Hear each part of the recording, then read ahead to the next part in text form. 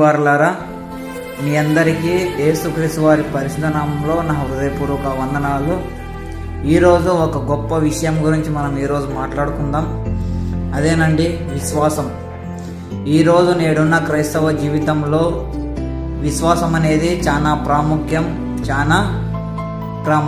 ఎందుకంటే నేడున్న సమాజంలో, నేడున్న పరిస్థితులను బట్టి, నేడున్న సమాజ స్థితిని బట్టి విశ్వాసం అనేది క్రైస్తవునికి చాలా ఉన్నతమైనది, చాలా నమ్మకముగా, చాలా బలముగా ఉండవలసినది. కనుక ఆ విశ్వాసం వలన మాకు వచ్చే లాభాలు, ఆ విశ్వాసం మనలో ఉందా లేదా అన్న దాని గురించి ఈరోజు మనం పరీక్షించుకుందాం. ఈరోజు మనలో విశ్వాసం ఉందో లేదో ఈరోజు మనం పరీక్షించుకుందాం. మత్తయి గారు రాసిన సువార్త 17వ అధ్యాయం 20వ వచనం. మత్తయి గారు రాసిన సువార్త 17వ అధ్యాయం 20వ వచనం. అందుకాయన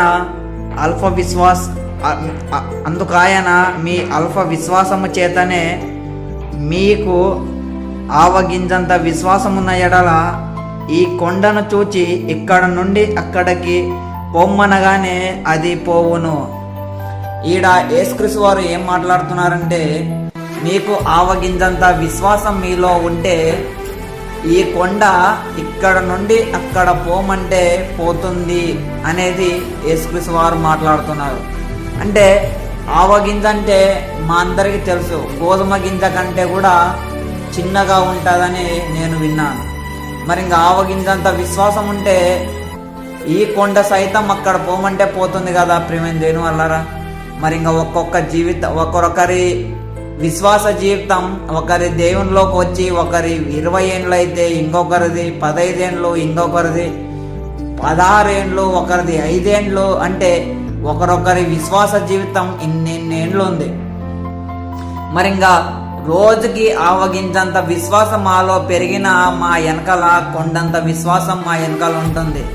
మరి ఇంకా మా విశ్వాసం ద్వారా మేము ఏమన్నా సాధించినవి ఏమన్నా ఉన్నాయంటే ఏమీ లేవు.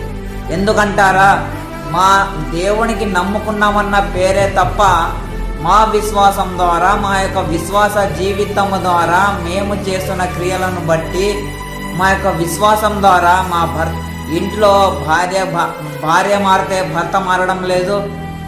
అదేవిధంగా విశ్వాస జీవితం ద్వారా భార్య మారితే భర్త మారడం లేదు. ప్రియమైన దేని వల్ల ఒకరొకరు విశ్వాస జీవితంలోకి వచ్చి 20 ఏండ్లు 30 ఏండ్లు అయింది కదా. మరి ఇంకా ఇంట్లో భర్తను మార్చుకోలేని విశ్వాసం, ఇంట్లో భార్యని మార్చుకున్నంత విశ్వాసం కూడా నీలో నాలో విశ్వాసం లేదు. మరి ఇంకా దేవునికి ప్రతి ఆదివారం దేవుని చర్చికి ఆరాధనకి వెళుతున్నాం, వస్తున్నాం నామకార్థంగా. మరి ఇంకా ఆవగింజంత విశ్వాసం ఉంటే మాలో కొండను సైతం పక్కన పోమంటే పోతుందంట. మరి ఇంకా ఆవగింజంత విశ్వాసం కూడా మాలో లేదని మనం నిరూపించుకోవచ్చు ఇదే మాటను బట్టి. మరి ఇంకా మా విశ్వాస జీవితం ద్వారా ఇంట్లో కఠినమైన భార్య మారడం లేదు.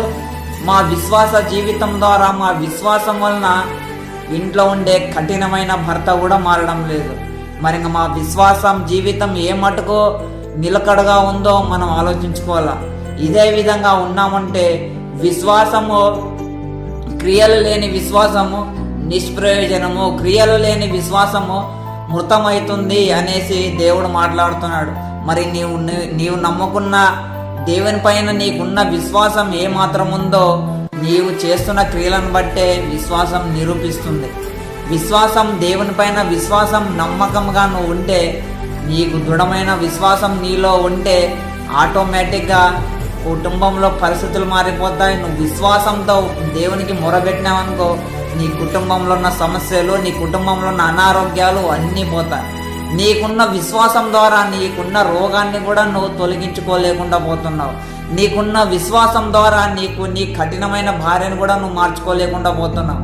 నీకున్న 20 ఏండ్ల విశ్వాస జీవితం ద్వారా మారు మనసు పొందని నీ కుటుంబీకులను కూడా నువ్వు మార్చుకోలేకుండా పోతున్నావు. మరి ఇంకా నీ విశ్వాస జీవితం ఎంత ఉంది? దేవుడు నీ విశ్వాస జీవితం ఎంత రానేసి మనల్ని అడిగాడు అనుకో, లేదు తండ్రి నామకార్థంగా వస్తున్నాం, నీ ఆరాధన సన్నిధికి పోతున్నామంటే పోతున్నాం అన్నట్టు మాత్రమే ఉంటుంది. మరి ఇంకా విశ్వాసం లేని, క్రియలు లేని విశ్వాసం మృతమవుతుంది. కనుక క్రియలు చేస్తూ దేవునిలో నమ్మకంగా మా విశ్వాసాన్ని దృఢంగా కాపాడుకోవాలని కోరుకుంటూ ఈ చిన్ని మాటలు ముగిస్తున్నాను.